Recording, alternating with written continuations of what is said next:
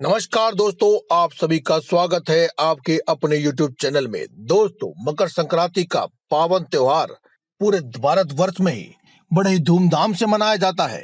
ज्योतिष शास्त्र की माने तो ऐसा कहा जाता है कि मकर संक्रांति के दिन स्नान व दान का बहुत ही बड़ा महत्व होता है। इस दिन किया गया दान आपको कई हजार गुना फल दिलवाने वाला होता है। तो आज की इस वीडियो में हम आपको बताएंगे कि ऐसी वे कौन सी चीज है जो कि सिर्फ छोटी सी ही है, लेकिन आपको इसका महत्व बहुत बड़ा देखने को मिलेगा। वह कौन सी चीज है जिसका दान आपको करना चाहिए। दोस्तों, हम सभी जानते हैं कि मकर संक्रांति पर दान का महत्व बहुत बड़ा होता है, लेकिन जब संक्रांति पर दान जब गुड़ का हो तो इसका महत्व और भी ज्यादा हो जाता है। इसीलिए दोस्तों, मकर संक्रांति पर आपको गुड़ का दान जरूर करना चाहिए। मकर संक्रांति पर जब हम सूर्य देव की आराधना कर रहे होते हैं, उनको जब अर्घ दे रहे होते हैं, तो उस लोटे में भी हमें गुड़ अवश्य डालना चाहिए। गुड़ का दान आप किसी ब्राह्मण को कर सकते हैं, गरीब निर्धन व्यक्ति को कर सकते हैं, किसी भी मंदिर में जाकर भी आप गुड़ का दान कर सकते हैं। इस प्रकार से किए गए दान का महत्व और भी ज्यादा बढ़ जाता है। दान देने की कोई लिमिट नहीं होती है, कोई क्षमता नहीं है। जितनी भी आपकी क्षमता हो, आप उस क्षमता के अनुसार ही दान दे सकते हैं, लेकिन दान देने वाली वस्तुओं की क्वालिटी यानी कि उनकी गुणवत्ता का ध्यान आप अवश्य रखें। जिस प्रकार की वस्तु को आप खा पी सकते हैं, केवल उसी प्रकार की वस्तुओं का दान ही आपको करना चाहिए। माना जाता है कि गुड़ का दान करने से दुख दरिद्रता का नाश होता है। मकर संक्रांति, जिसे कि सनातन धर्म हिंदू धर्म में दान पुण्य आदि के लिए सबसे बड़ा और महत्वपूर्ण माना गया है। इस दिन आप थोड़े से गुड़ का ही अगर दान कर लेते हैं तो आपके दुख व दरिद्रता का नाश हो जाता है। तो वह दूसरी चीज क्या है जो कि आपको दान करनी चाहिए। दोस्तों, मकर संक्रांति को जैसा कि आप जानते हैं कि उत्तर भारत में खिचड़ी पर्व के नाम से भी जाना जाता है, क्योंकि इस दिन खिचड़ी का बहुत विशेष महत्व होता है। हम भगवान को भोग में खिचड़ी अर्पित करते हैं, खुद भी ग्रहण करते हैं, और उसी खिचड़ी का आप इस दिन जितना ज्यादा हो सके उतना दान कीजिए।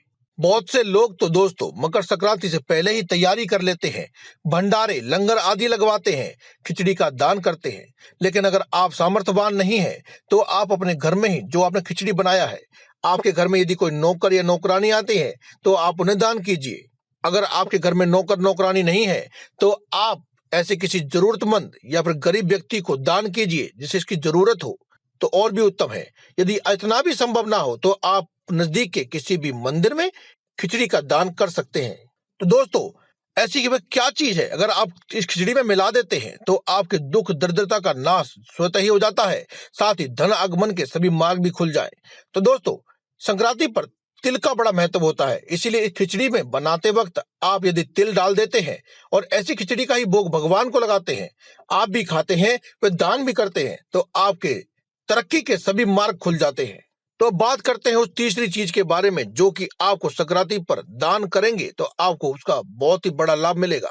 दोस्तों, जैसा कि अभी हमने आपको बताया, तिल संक्रांति पर इसका दान करना बेहद ही विशेष लाभकारी होता है। दोस्तों, मकर संक्रांति साल के शुरुआत में आने वाला सबसे विशेष त्योहार होता है, और आप सनातन धर्म में शास्त्रों में व धर्म ग्रंथों में पाएंगे कि आपको विशेष तौर पर पता चलेगा कि तिल का दान अपने आप में ही विशेष महत्व रखता है। तो मकर संक्रांति के दिन जो कि दान के लिए विशेष महत्व है, इस दिन अगर आप तिल का दान करते हैं तो इसका विशेष फल भी आपको अवश्य मिलता है। दान करने के लिए आप सफेद तिल भी ले सकते हैं व काले तिल भी ले सकते हैं। आप तिल दान करने के लिए सीधे तौर पर तिल का दान भी कर सकते हैं, व आप इस तिल से बनी हुई मिठाइयों का दान भी आप कर सकते हैं, जैसे कि तिल की बनी हुई गजक, तिल की बनी हुई रेवड़ियां, इनका दान भी आप कर सकते हैं। दोस्तों, मकर संक्रांति के दिन आप इन तीन में से किसी भी एक चीज का दान करते हैं तो आपको हर प्रकार के शुभ फलों की प्राप्ति होना व आपकी सभी मनोकामनाओं की पूर्ति होना निश्चित हो जाता है। और ये सभी चीजें आपको जरूरी नहीं है कि आप महंगी महंगी ही लाएं, यानी कि ज्यादा क्वांटिटी में लाएं, ज्यादा मात्रा में लाएं, ऐसा कोई जरूरी नहीं है। आप अपने सामर्थ्य के अनुसार 5 रुपए की भी अगर लेकर आते हैं और उसका दान किसी भी गरीब व्यक्ति को या फिर आप मंदिर में कर देते हैं तो भी आपको समान लाभ मिलेगा। तो दोस्तों, आज की इस वीडियो में केवल इतना ही। कल फिर आपसे मुलाकात होगी एक और नई वीडियो के साथ। तब तक के लिए दे में इजाजत। धन्यवाद। कमेंट बॉक्स में लिखना ना भूलें। जय बजरंगबली, जय माता दी, जय सूर्यदेव।